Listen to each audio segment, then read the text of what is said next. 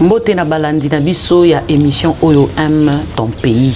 Lenge tobenga kango linga ekolo na yo. En parlant de linga ekolo na yo, to linga koloba nini, to lobaka ete linga nation na yo, linga wapi esika eza mosisa na yo, to wapi esika eza source ya makila na yo. Linga nyonso oyo eza ya ekolo na yo pe batu ya ekolo na yo. Pourquoi pas bakonzi ya mboka na biso oyo bazo kamba biso afin que libota oyo to nation oyo to yeba na kolonga na makambo nyonso na ba domaine nyonso. Na lingaki na bakiselo komoko pona koloba ete lelo tozali koyoka ndenge nini ba pays africains nyonso oyo bazingi biso na sina nonsaki yango ke lobi oyo kuna tokoyoka soni na lolenge ba banda ko traiter biso. Et c'est vrai na temps oyo ezo salama déjà bongo bazo finga biso na ba forme nyonso to utaki koyoka mwana mwasi moko pe ya Brazzaville comment à s'adresser na biso, Côte d'Ivoire, partout bazingi biso. C'est pour nous dire que tozo zala trop naïve et sengeli toyeba kolamuka to soso la histoire na biso to bunda pona ekolo na biso enfin que tolongisa ekolo na biso. Alors biso tozakaka na kati na bataille oyo tolobaki ete tokola la pongite jusqu'à ce que to mona ekolo oyo eza ya bakoko na biso oyo ezali source na biso oyo ezali berceau na biso to mona nkembo na yango to mona pe bana na biso sima na biso koyeba mozindo ya lisolo na biso pe bazonga na nzela ya bakoko na biso nde yango eza ya motuya. Alors lelo nazo sala émission ngai mokote nazo yambela bino oyo biso tozo kobenga les patriarches tozo benga ancêtre aza mosisa na biso azali esika biso to uti. Là je suis en train de parler de mon père tata oya botinga esika nga na uti esika na bimeleli na mokongo na ye. Voilà pourquoi tozoloba komeka ko abandonner ba origine na yote parce que tout ce que tu es ce sont tes origines. Nazo kene ko présenter binoye pour lelo na ye pona beta na eli solo ya ekolo na biso. On aura beaucoup de questions à lui poser par rapport à la connaissance to expérience oye azanango po azamwana ya Léo amwana ya Lelote azamwana Léopoldville. Alors tozoro yambela bino papa oyaza papa nanga, mais à lui même de se présenter, ça sera important. Bonjour papa. Bonjour ma fille. J'aimerais que vous puissiez vous présenter. Bon, je m'appelle Alidor Le Bon Kabala Kadiaï. Cela, mais non.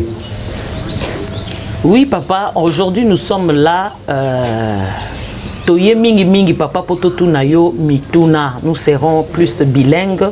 Pototuna mituna po ozali mwana Léopoldville. Nous voulons vraiment savoir sur ton identité, les lieux de naissance, moi histoire moke ya yo, moi synthèse moke bon tokota na ba question ya mboka. Ngai nabotamaki nazali mwana Léote, nazali mwana ya Katanga.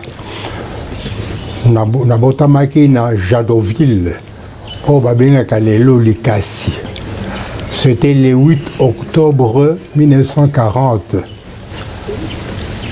Pour une petite histoire, mboka wana Jadoville ndesika pe Laurent Désiré Kabila à Botamaki. Mais une année avant moi. Mais mon père, par la faveur, il y a mutation, il y a mondele, oh il y a zali kosalela et pas naïe, naïe nominir du Katanga, na Jadoville, bamitaki na Elisabethville. Oh lelo, bozali kuyeba yango na komo na Lubumbashi. Nga nazalaki na 6 mois. Nous sommes le 4 avril 1941, Tolongo na Jadoville, Tokei na Lubumbashi, c'est-à-dire na Ibaki, Jadoville Télécacité, mais na Kokola na Lubumbashi. Et sika, na salaki ba école nanga primaire, dans Laurent Désiré Kabila. C'était un collègue de classe, 4e, 5e, Tuzwaki, certificat 6e ensemble. Et tu es qu'on s'est séparés dans les humanités. Merci beaucoup, papa, pour la présentation, Nayo. J'aimerais que Bokoka vraiment nous parler sur ton père et comment aussi il est mort. C'est très important. Ok.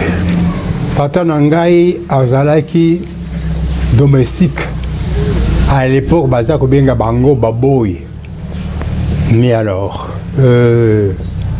Natango Tozui indépendance, le 30 juin 1960, le 11 juillet, Tshombe a proclamé la sécession du Katanga. Pour ceux qui ne savent pas ce que c'est la sécession, c'est-à-dire à Longolaki, toute la province du Katanga, na Congo. Ils appartenaient les sources na Congo, et comme Mboka à part. C'était une république à part, un État à part. Okay. Était indépendant du Katanga. La sécession du Katanga. Le 11 juillet, à l'aide, bien sûr, il y a des mercenaires belges, français et anglais. Bon, Tshombe a fait rasseoir pouvoir naïe, a créé gendarmerie naïe, c'est-à-dire l'armée, a créé la monnaie, a créé l'hymne national. Allons, marchons, Katanga valeur et tout ça. Et bien alors, en 61, parce que je vais aller tout droit, dans l'Iwa et Tatanangai, en janvier 17, Babomi Lumumba, alors Makamoyon, ce bandit Kobeba, il fallait maintenant Baoyon, ce bandit Balumumbiste. On arrêtait, on tuait, tandis que Kalon juste, ceux qui étaient les amis de Moïse Tshombe, parce que Kalon Jalbert, c'est celui qui a aidé Moïse Tshombe pour avoir comme président de Katanga par rapport à scène de Janson. Parce qu'après, c'est qui est Bavoanaïe. En 61 là, tu commis en septembre, tellement que Bato Oignon se bazalaki, ressortissait à Kasai, Babandaki Kukanga Bango, peut-être dans Moussala, Nandako, Nabalabala, aller tuer et faire n'importe quoi.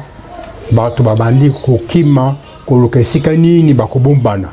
Heureusement que ONU, Azaki déjà sur place, Baki na Esika, Baonusé Bazalaki, Baki se réfugié wana. Yango, cela a donné naissance à ce qu'on appelait les camps de réfugiés. Ils sont allés chercher la protection des Nations Unies, l'ONU. Alors c'était devenu un camp de réfugiés, militaires onusiens, entouré camp pour protéger Bango contre les attaques des militaires, des gendarmes katangais aussi bien que de la police. Le col à Batunion, ce bazar qui n'a qu'un réfugié, presque toute notre famille, Tata Nanga a préféré rester. Comme il était en ville, c'était quelque peu sécurisé. Et Tshombe, pour nous punir Batunion, soit Bazali n'a qu'un réfugié, a institué carte pour nous Batunion, ce batikala qui est basé au Salamoussala, pour nous Kusumbelo qu'on a magasin, on a sa carte wana. Notre papa était resté. C'est ainsi qu'il pouvait nous ravitailler de temps en temps à son bébé pour vivre dans Kawana. Alors, le 18 octobre, les gendarmes et les policiers qui ont entouré Kawana,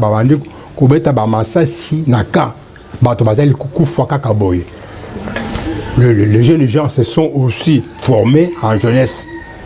Il y a et tout ça qui la jeunesse calon juste jeunesse il y a Saint-Doué la Balobakat tu babandi comme ça là qu'est-ce que je veux dire autodéfense contre agression il y a des gendarmes et kataye batomingi bakufati mkolowana. Alors le lendemain le 19 octobre tu éviter nani alekaki epa tata nangai alobina eke ngai babomaki ye na affrontement wana ezaki na ka ba réfugié tata nangai na tango akei na morgue pona koluka ebembe nangai azumuni ebembe nangai te na tango azali kozonga balobi atala Kasai, parce que na tango wana ce balobi Kasai, c'est-à-dire okufi, c'est-à-dire tu es quelqu'un oyo exposé yo à la mort, tu es l'ennemi de tout le monde.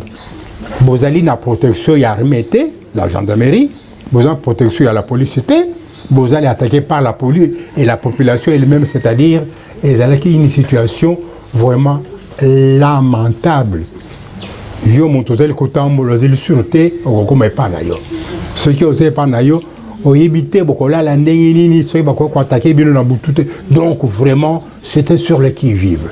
Alors c'est dans ces conditions que on a attaqué mon père. C'était un homme très fort qui pouvait se défendre, mais tellement que bâton bazalek ébélé. On va dire que était la kasa wana ba bêtier. Na tango mona ki alembaki, il a cherché à fuir. Akimi akekokota na bureau ya laboratoire wezaki pembeni ya hôpital. Les blancs, les médecins blancs qui étaient sur place, condition na kati ya laboratoire bakangi na fungula. Alors batu wana batelimi libanda bimisa kaka mutu wana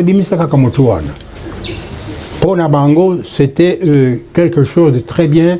Mamoni Godefroy Munongo qui était le ministre de l'Intérieur, il y a Chombe bazako benga ke fiakio azali koya oh batelemisi tala ba mindele oyo bakamati Kasai babumbi na laboratoire.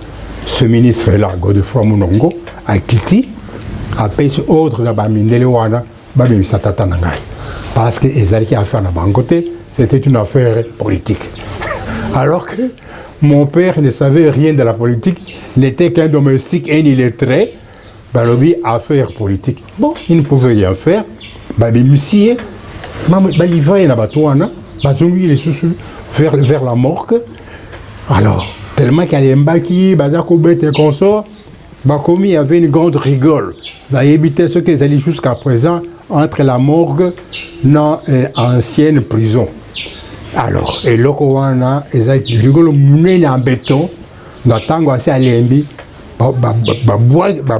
poussi batindiki na kati ya rigolo wana ake kokoya et bien alors babandi kolandisa ba mabanga de n'importe quoi parce que mutu akende komona ye un ami qui était un gendarme à ce moment-là, Victor Moulindo, lorsqu'il a appris la mort de mon père ake koluka à côté de Matanangai. Et chose moutouillons oyo les allégués brouillés comme ça aplati aibelaki ekaka na bilamba parce que le matin et moninga nangawa na lekaki comme il avait l'habitude ya koleka kota la papa avec la tata, mais alors il a reconnu par les habits. Voilà comment est-ce que mon père était tata nanga kofaki dans ces conditions-là. Merci beaucoup. J'espère que Balandi Bozoyoka vraiment malamu mingi ndenge nini papa oya botingai azoko beta lisolo o Italie mboka oyo. Eza lisolo moko epesi pasi na mawa koyoka ete eza na mabota ebele na kati ya Congo bayeba kobungisa bazali cher pona bango na ba condition o ezali nobleté dignité. Tout ça elle est lié na ba trouble na ba désordre oyo eza na mboka na biso parce que indépendance na biso nano ekoti dans la totalité. Une histoire triste. Tu vois, à cet âge oyo azali, je m'excuse papa, à cette époque tu avais quel âge? Le 19 octobre 1961, juste 21 ans et 9 jours. Voilà. Alors, un monsieur qui laisse ses enfants, lui il est deuxième de la famille. Cela veut dire bana batikali Mikie Makasi likolo ya nation. Là, je pense que nakata histoire oyo et qu'on fait réfléchir biso, même histoire ya Katanga, ça ne date pas d'aujourd'hui. Alors tozo zonge la bino papa. Okoko bete la biso un peu histoire à Katanga parce que même de nos jours, nous entendons Katanga veut toujours kokoma un pays à part, une nation à part. Il ne veut pas Elikamu Muke et comme ça bango place on photo kata Katanga. Je ne sais pas si tu peux nous expliquer quelque chose par rapport à ça. Nakolo Boye, très souvent, tu vas une histoire, il y a Mok Oyote. Le Katanga est une province très riche. Alors, à l'époque coloniale, même après l'indépendance, Katanga seul représentait 80% de l'économie en Mboka Oyo. Parce que tous les minéraux sont concentrés au Katanga. Cela est vrai. Mais pour être minéraux ou en éco-kakuzala exploité, il fallait de l'argent. Il fallait les moyens. Stanley Oyo a découvrir Mboka Oyo, alors qu'il a roi Léopold II. Sans le chemin de fer, les Congos ne vaut même pas un franc. Alors, les Katanga, total ici qu'à Katanga Ezali. Katanga est construit dans Mongo ya Kasai. Parce que au Kasai, les Belges vont trouver diamant. Diamant est facile. Non pas seulement beaucoup les étés. Natango Babel, je vais côté Namboka Oyo, le diamant, on le ramassait au bord de rivière. On n'avait pas besoin de bâti moula baki ndekuluka. Oh, j'en ai ma belle. Oh, il y a Pembe Niwana. C'est cet argent-là. L'argent, il y a diamant, il y a Kasai. Des cela qui est bakoka, siko pour construire les Katanga, exploiter siko les minéraux. Cuivre et consorts qui nécessitaient beaucoup de moyens, beaucoup d'argent. Et c'est l'argent du Kassai. Okay. Mais jusque-là, les Katangais, Katanga riche. Mais éviter que Katanga est arrivé à être exploité dans Mongo Yawapi. Voyez. Alors, eh bien, vous savez que Bissikagnon, ceux qui ont mouniata dans la société, ceux qui ont un moyen, il veut être distingué, se mettre à l'écart pour être vers lui. Donc c'est ça l'attitude Oyo Yakatanga. Mais nous devons savoir ceci, que les Katanga appartiennent au Congo. C'est une partie intégrante du Congo. Mais alors, ceux qui n'ont pas colobé la diamant à Kasai, mais avant que Bamindele bakende na Kasai, Bamindele eloko oyo ya tiraki bango na mboka oyo. Ezaki baminerete, bayebaki kutu ke bamineralité, c'est après maintenant bazali kokota, bazali ko sala ba exploration que babandi ko découvrir. Et loko ya tiraki Bamindele avant c'était les caoutchouc. Les caoutchouc c'était dans l'équateur. Oui, c'est pour vous montrer que chaque partie Yamboka a participé pour quelque chose. Ok. Merci beaucoup Nabalandi Nabiso. Je pense que Bozo Yoka, parce que Naebisa Kibino, Nalaka Kibino, que je vais toujours continuer Yakoluka. Baye Bazali, Mikolo Makasi, Obabombi, Sekele Nakati Nabango. Poto kokakoyeba histoire ya mboka na biso. Nalingi vraiment tokota lisusu papa na mozindo ya lisolo ya Katanga. Parce que tozo remarquaka eza na batu baza ko selevaka na époque koluka kaka Katanga et Katana. Bekela biso ebandela ki wapi histoire ya koluka Katanga et Katanaka. Na ebandeli toyo ki bien lobiete parce que Katanga c'est moi région moko eza bien riche, moi biloko eza belé, mais au moins il y a d'autres régions qui ont participé pour na komema yango et comme place eza. Mais ba nani yango ba telemana likanisi ya koluka kokata Katanga. E banda pe pa ya nani. Et Nakolo Boye, Katanga, avant l'indépendance, Katanga, biso to vivre na bango, to koli ensemble na bango, problème est zalakité. Biso nyon surtout zalaki, tout le fandi, bao bazaki na colonie Congo belge. Mutu ya Katanga, bakoko comité na n'importe quelle province. À n'importe quelle province, comité na Katanga, qui est Musala, il s'est trouvé chez lui. Mais maintenant, l'approche de l'indépendance nde eye suscité eloko oyo tokomi na yango na lelo et on continue malheureusement. Katanga n'était pas préparé il y a une indépendance en 1960. Alors, na kolobele likambo ya Konakat. Bato bayebi Konakat ezali parti politique oyo Moïse Tshombe azalaki à la tête ya Konakat. Mais Moïse Tshombe azali oyo a initié la création de la Konakat Terre. Ezali ba Mindele. À la tête na bango, il y avait un certain monsieur Gavage. Monsieur Gavage azalaki mutu oyo Mindele oyo azali ko importer les véhicules Mercedes. Azali concessionnaire. Donc c'était quelqu'un qui avait de l'argent. Bao Bazako Benga à l'époque de colons. Il était parmi les colons. Alors, à l'approche de l'indépendance, Nathan mouvement est bandit à partir Yao, ainsi de suite, tout ça. Parti politique, Bamindele Bakanisi, qu'est-ce que nous allons faire?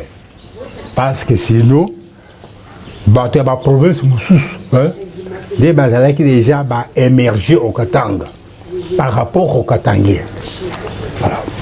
Alors, c'est ainsi que Basali, parti politique Oyo Konakat, président Yango Tangowana avec M. Gavage. Awa pression, il y a Bamousou Balumbe consort, comme Makasi, Baminde Bamounique, Bakondima parti politique à Bamindele T.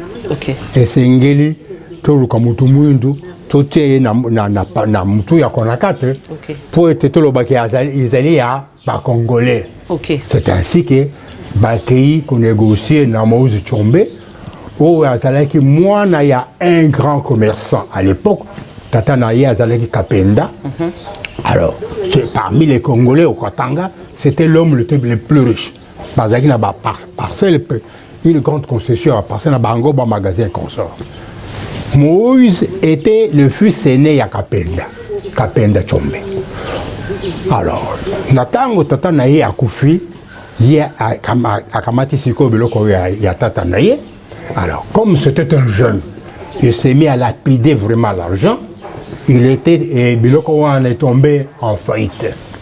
Alors, c'est quelqu'un qui était dans les besoins d'argent. Et c'est quelqu'un aussi qui était déjà connu. Quand on parlait de Tshombe, Kapenda, il était connu. C'est ainsi que Bamba Mindele va approcher Tshombe, le mot, voilà, tout allez boye, Kamatayo, Sipoyo, on te le donne là, Konakat. Alors, Natango, Bazu, Konakat, Balakisi Tshombe, na bato Moussousou, bato Mundu, tout ça, ce qui était intéressé là-dedans, parce que ça devenait l'affaire ya bato Mundu, Congolais. Alors, Balakisi Bango, Balobi, Talabino, Bakatangue. Bilo Bakatangue, vous n'êtes rien. Ceux qui bloquaient l'indépendance, Oyo, vous serez dominés par les autres. À titre d'illustration, les premiers bourgmestres, Oyo, Baïli, Bango, Nakatanga, dans le Boumachi, précisément, là où je suis grandi, il y avait 4 communes. 4 communes unions, Oyo, les 3 communes, et Zalaki, Nabatu Yakasai, qui était élu, 4 communes, Ezaki, na Pascal Louangui, Moutuya, Kivu, Mukusu. Vous comprenez ça? Alors, c'est pour montrer que lorsqu'on n'est pas dans la politique, on est dans la logique des choses. Batunyoso, Moutu Ozaki valable. Pour Zanessika Boye, on trouve que Batu Yakasai. Je m'excuse, papa. Tokozongela lisusu papa. En tout cas, tolandinga na bino na bokebi makasi koleka. Parce que il faut toyeba penza na mosisa likambo na biso ba Congolais to ba Africain zo uta wapi.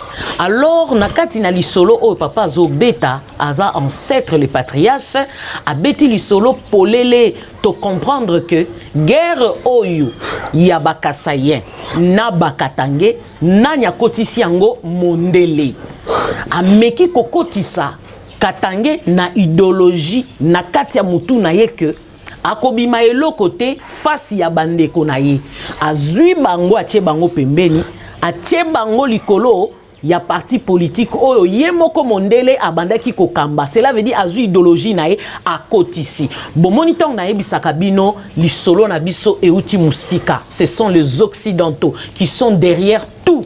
Destruction nyonso tozo vivre ezo uta kuna.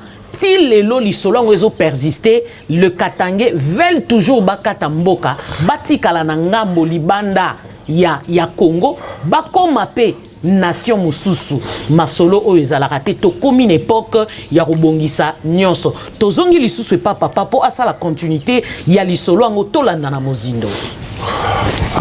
Alors eloko naza koloba tatango wana il y avait 4 banques à Lubumbashi. À la tête des 4 banques là, ezaki bamendele.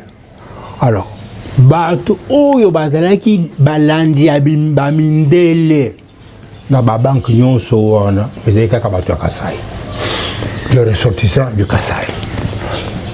Même dans les sociétés tout ça, est les choses que je peux dire Sogelec, oui, comme c'est le SNEL, toutes les grandes entreprises ezali na maboko ya bato ya Kasai. Bato ya Kasai bazalaki bato oyo bautaki epa na bango pour na kosala musala na Katanga. Il ne faut pas s'amuser non plus baza comme pesa kaka pour être na sala musala. Je vais vous dire pourquoi. Parce que au Kasai jusque là en dehors et en administration coloniale il y avait que fourminière oh les autres akubenga miba. C'était la fourminière. Fourminière et Kokai qui engagé Batunion sauté. Mais tandis que la Katanga, ignominière du Katanga, oh et comme les lots, je camine, c'était vraiment une république dans la république. Parce que Yangomoko et Kamati, presque toute la province du Katanga, vous allez trouver Jacqueline, Yakipushi, Jacqueline à Kolwezi, Jacqueline à Likasi.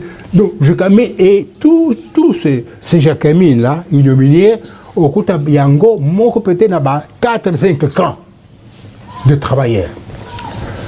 Alors, ce qui, ça les recrutement, le recrutement est là qui n'a contrat à 3 ans. Au signer contrat, ça combien Yango Kofiatika, parce qu'à ce moment-là, tout le monde doit y avoir combattre.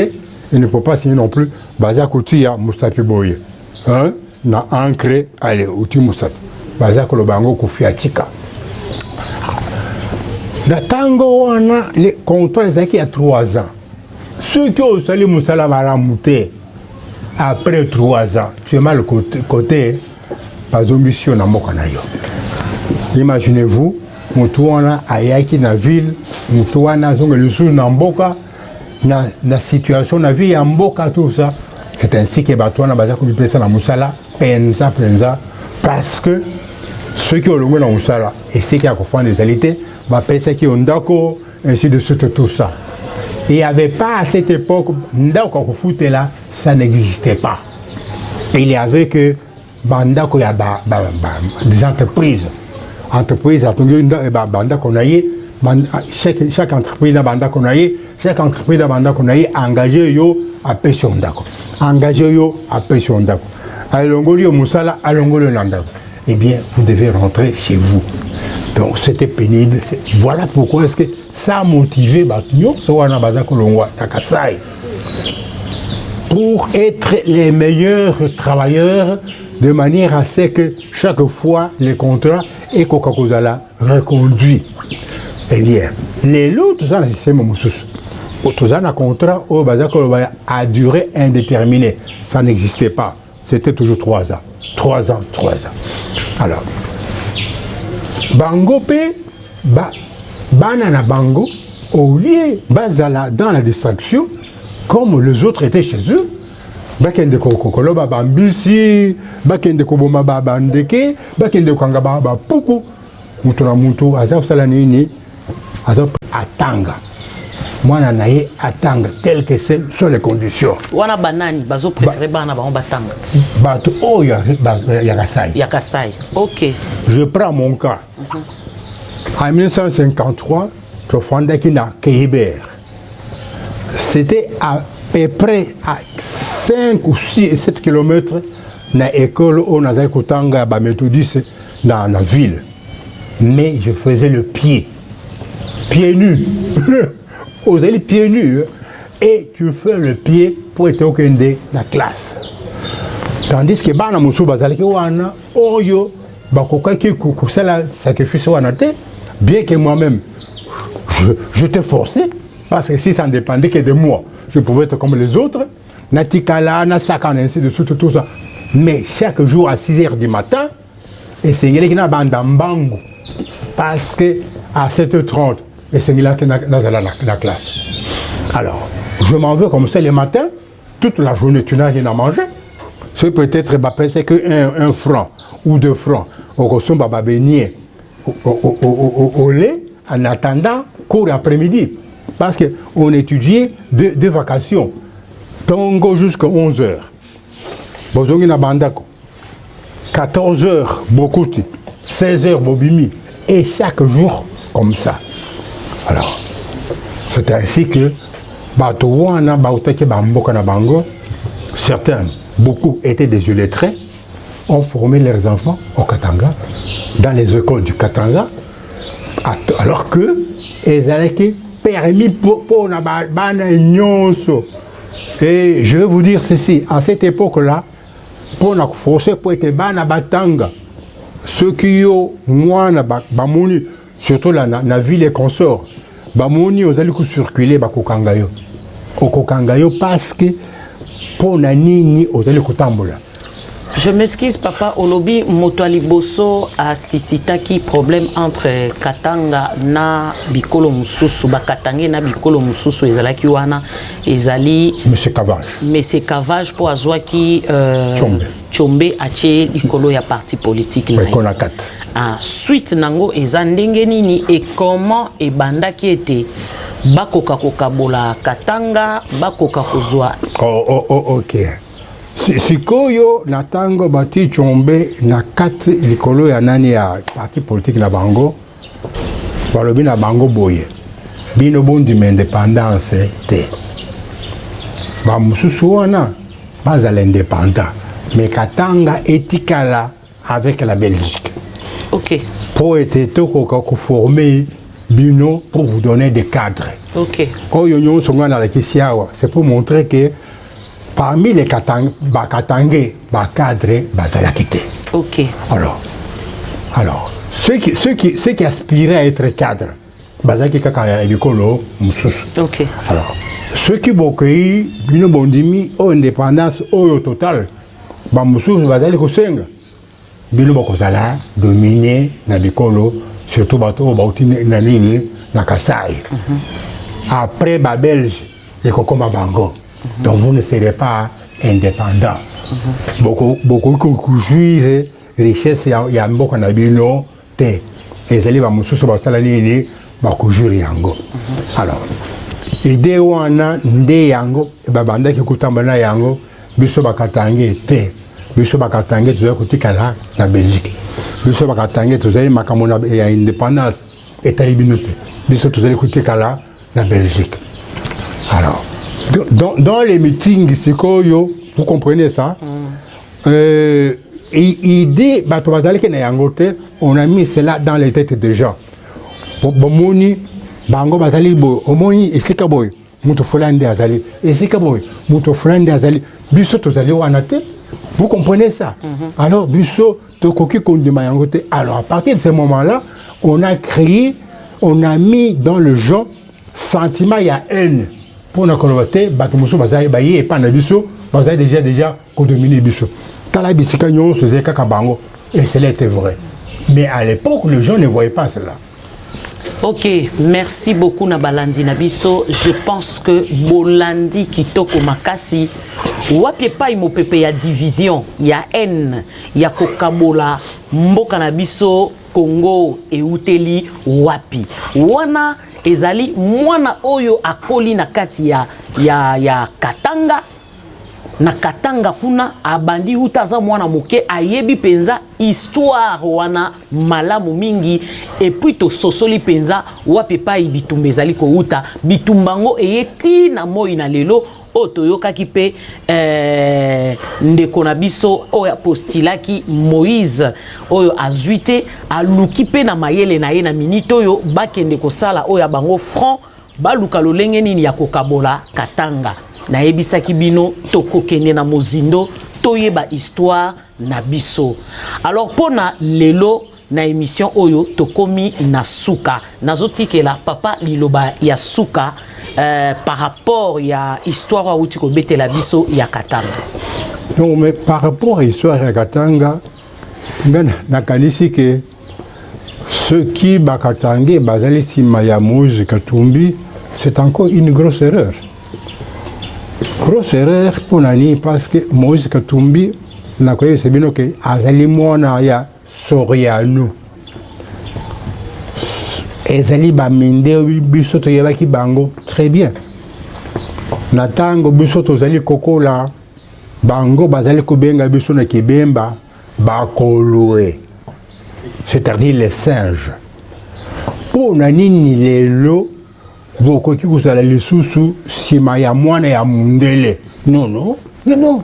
Non non, on ne peut pas comprendre que to bunda mutoloko langai na regretta kamingi parce que je suis parmi ceux qui ont combattu. J'étais avec Lumumba, na Katanga et consort, tout ça. Nous avons pris les risques de nos vies. Mais les lots, toka matamboka wana, to pese les sous na mindele non non, sans se conçoit pas. Ba Congolais tous allés ébélés, bikolo les allés ébélés. Biso tous allés konyo koma, poso muindu o tous allés konyo koma. Les lots toka mat indépendance, to pese moi na mindele te. Là, c'est une folie.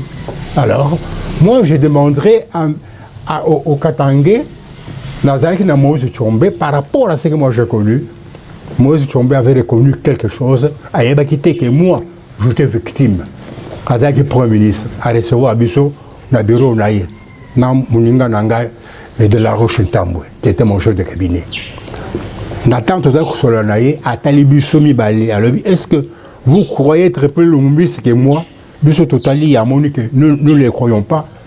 Atiki silo na nase alobi ngai nazali Lumumbi se kule kabino. Ce qui mutu moko regretta kaliwa Lumumba kule kanga azalite. Parce que Lumumba akasimbaki politique na motu na 60 biso ba policier congolais tozaki na makolo. Ce qui tozalaki na niveau politique ya Lumumba n'est qu'au confronté. Et je vous dis, à partir de ces jours-là, c'est les jours que moi j'ai pardonné les Katangais.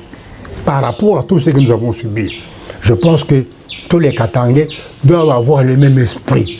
Que nous sommes les Katangais, il y a eu des erreurs, mais on ne peut pas rentrer dans les erreurs. Même Mobutu avait reconnu, il a dit, l'erreur est humaine, mais celui qui rentre dans l'erreur est un imbécile.